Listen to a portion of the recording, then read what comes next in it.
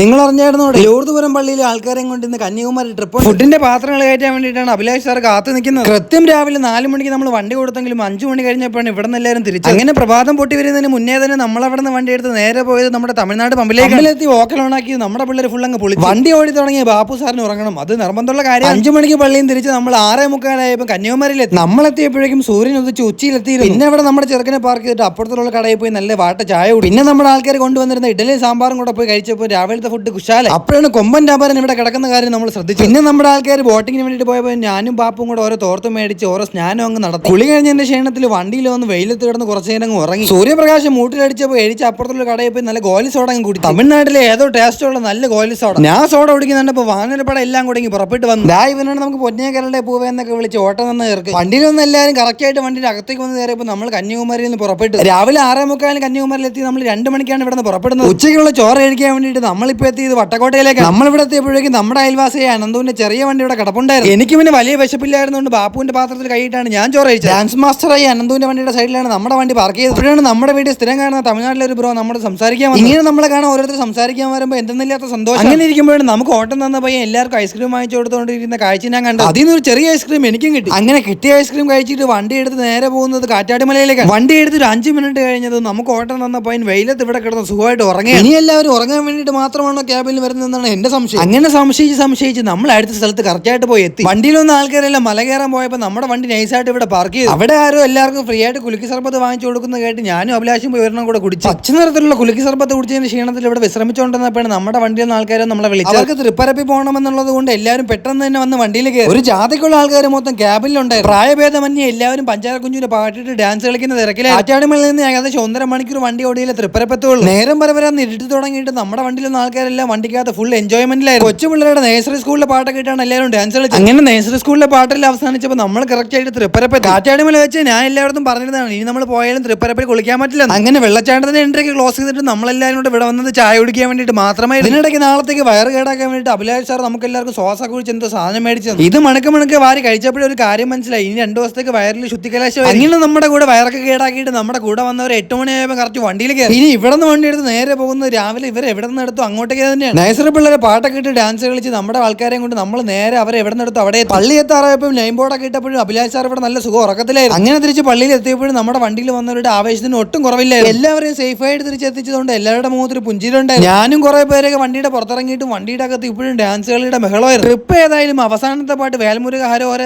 Dance കളിച്ചാൽ എല്ലാവർക്കും ബോധം വരും. പിന്നെ ആ പാട്ട് കഴിയുന്നത് വരെ ഇവിടെ അകത്തും പുറത്തും ഒക്കെ ആയിട്ട് എല്ലാവരും ഡാൻസ് കളിയായിരുന്നു. അപ്പോൾ എല്ലാം പറഞ്ഞല്ലോ, ബാക്കി നാളെ.